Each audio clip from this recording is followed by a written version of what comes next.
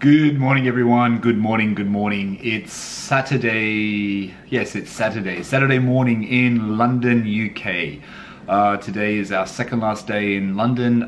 Tomorrow evening, we fly back to Australia. The good thing about flying back to Australia, as you guys know, is I'm reunited with the 9/11. Thinking about the 9/11 is a what is it? Is it an obsession? I don't know whether it's an obsession or not, but when you own a 911, you kind of start thinking about weird things, and you think about things that other normal people don't sort of worry about. Let's talk about a few of those things now.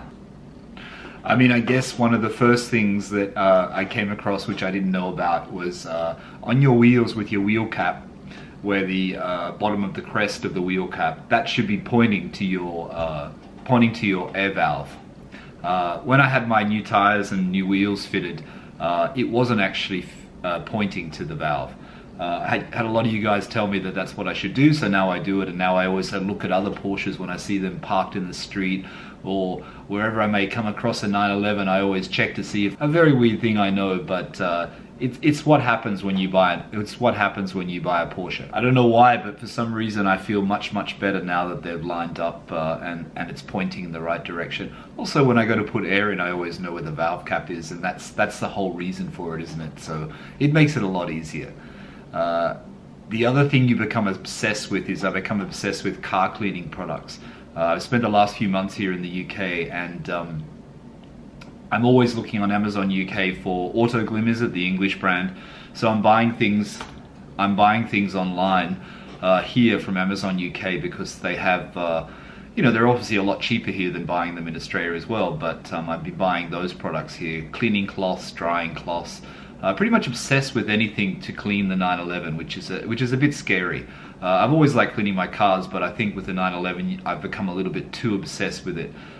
Even my friend that mentioned that I wash the shit out of my car more than what he does. So I don't know if that's a good thing or a bad thing, but I do like to have it clean, and I do like to protect the paintwork more so than it being clean. For me, it's about having the wax on it.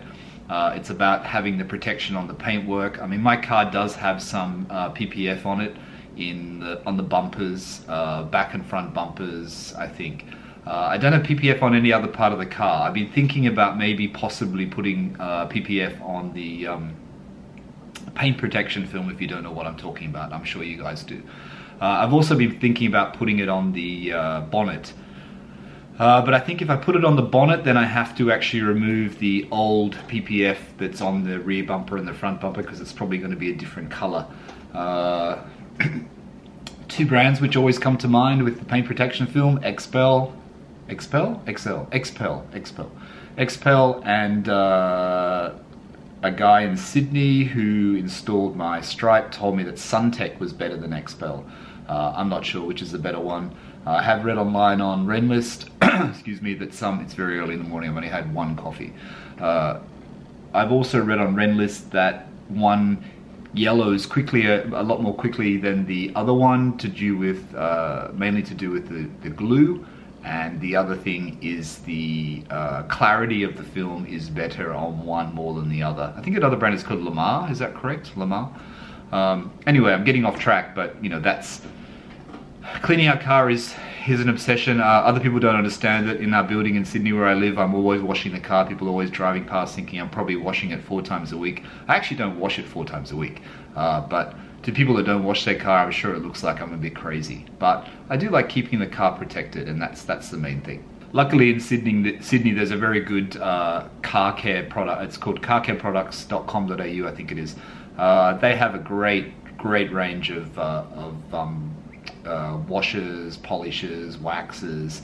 You know, it's very expensive. I've looked at my past orders that I've been since I've had the car in the last 14 months, 15 months, and I've spent a lot of money, more money than I would usually spend on car cleaning products. The other thing that happens when you buy a 911 is you do get a lot of attention. Now, you get a lot of attention, I think primarily because people think maybe you have a lot of money because you own a 911. We all know that the best thing about a 911 is that you can have a 12-year-old, 13-year-old 911, which doesn't cost as much as a 2018 911, and to the car geek sort of person, it looks like the same car. So I guess that's why people think that you have money when you have a 911. They don't really realize what we actually pay for our 13-year-old 911s. Not to say that they're cheap, because in Australia they're still not a cheap car, but they're comparable to your average family SUV four-wheel drive that most people in Australia drive.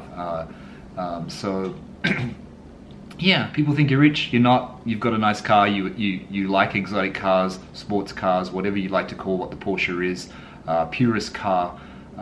But yeah, and I guess a lot of people think people look at you and think you're what's the word for it? A douchebag, I guess. There are people who are envious and people who look at you, and there's also a lot of people who comment, that's a great car. I've had so many people. The first day I picked the car up almost, I went and had something to eat, and there was these two older guys sitting out the front of a cafe, and they said, great car. And they were actually serious. So, and that's when I had the all wheels on it before I did anything to it. So there's a lot of good comments, but you have to understand that when you own a 911, you're going to get a lot of bad comments from people. You're going to get people who are envious. You're going to get people who think you're a bit of a douchebag, so to speak. But anyway, that just comes with it. I mean, it doesn't take away from the enjoyment of the car, but it's something you have to keep in mind. The other thing you have to keep in mind is since I've had the 911, I really don't go into underground car parks, and especially in shopping centers. And I know this sounds a bit weird, but I avoid them. I avoid them at all cost. The underground car park, the only underground car park that I drive into is the one in our building. Apart from that, I don't go into underground car parks. One, mainly because they have very large speed bumps, speed humps, and my car's a bit lower, so it scrapes. I don't have a nose lift, blah blah blah. So it makes it difficult. It makes it difficult. And also, you're more wary of, as you guys know, you're more wary of where you park it on the street. I always make sure I park with enough distance. I always try and find parks that are at the end. You worry about it because you worry that your car door's going to get a dent in it, or you worry that someone's going to just be a little bit vindictive and go to town on your car. So you worry about these things.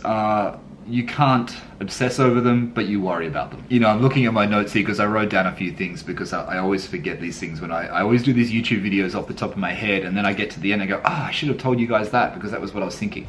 So I'm checking my notes if you're wondering what I'm looking at. The other thing too is I spend so much time at petrol stations, gas stations. I'm always filling up the tank. I never let it go down to probably less than a little bit under half, but I'm always filling up. Especially when I'm driving a lot, I always continually be filling up. I'm not that fussed by it because I enjoy driving the car, but I do actually spend a lot more times at petrol stations. In fact, the people at the petrol station actually know me now because I turn up there so often, or maybe they just remember the car. But you do spend a lot more time at petrol stations, at gas stations. It's just something that happens, but that's a good thing because it means you're driving your car. The other thing that happens when you buy a 911 is you are continually looking at forums, you're looking at Renlist, you're looking at piston heads, you're looking at Porsche forums, in whatever country you're based in. You're joining clubs. You become obsessed with reading things. You're finding things, what mods you can do. But that's the best thing about buying a 911. That community feeling. I've had so many great from my YouTube channel, and I've got a very small YouTube channel, as you know, and from my Instagram, my P997.1 Instagram. I've had so many good comments, direct mails, responses about the car. And I've made, I call them my online friends, and I speak to a few people online, and I enjoy the conversation. I enjoy the conversation because we share something in common. We share that the Porsche love. That we share the Porsche love of owning a Porsche 911 and understanding what it's all about. And it's a hobby, I guess. It's not a hobby. It's a way of life. It's a way of life. Yeah, but that's one of the positives of owning a 911, being able to talk to it with you guys and being able to I guess connect. We connect with each other, and that's a good thing. Even though we come from varying backgrounds and countries and occupations, we just connect, and that's a great thing. I mean, the other thing what happens when you buy a 911, and it's what happened with me, is you end up buying two of things. I bought two car covers. I had, actually the car came with an indoor car cover. I also bought an outdoor car cover when I'm going to my family family house because parking is outside. Keyrings. I bought a Porsche keyring. I couldn't just buy one Porsche keyring. I bought 2 Porsche keyrings because I couldn't decide on which color. And then I bought a 3rd Porsche keyring. I bought a lanyard. So that's the 3rd thing I bought. Wheels, sets of wheels. I had a set of wheels on my car, the Tech Arts. There was nothing wrong with the Tech Arts. They were 20-inch, so the ride wasn't great. So what do? I go out and buy another set of wheels. So now I have a 2nd set of wheels in my garage. I buy a Pfister exhaust from Darren Pfister in the US. I don't want to spend the postage on sending the cores back, so now I have a 2nd exhaust in my garage as well. So now I have 2 exhausts. I mean, I'm never probably going to refit the old exhaust. I'm never going to refit the Tech Arts. I will probably eventually get around to selling it, but I seem to be ending up with 2 of everything. I don't know what's wrong with me. It's a very weird thing, and I have no space to store these things. I mean, when you live in apartments or flats, you don't have a lot of storage. You don't have. I mean, I've seen all the cool garages on Renlist of everyone with their multiple GT3s and Turbo S's and whatever. But when you have one Porsche, one apartment, you don't have a lot of space. You can't keep doing this. You can't keep doing it. I mean, I guess sometimes there is the mental stress of owning a 911, and I say this very lightly.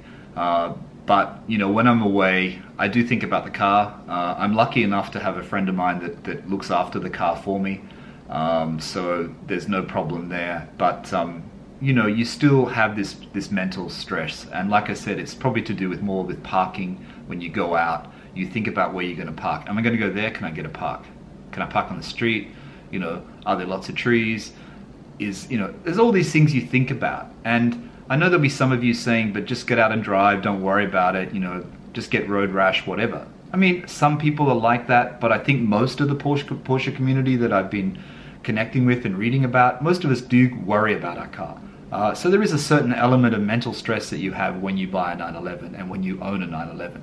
And the last thing, which is not actually a good thing for me, you become addicted, or in my case, you drink more coffee. You tend to go to a lot of car and coffee events, or you tend to like to drive your car to a cafe and park and have a coffee early in the morning, or you'll drive somewhere specifically to have a coffee. So if you don't drink coffee and you're buying a 911, expect to probably change your drinking habits and you'll probably end up drinking coffee. And if you already drink coffee, then really, it's probably time to cut down.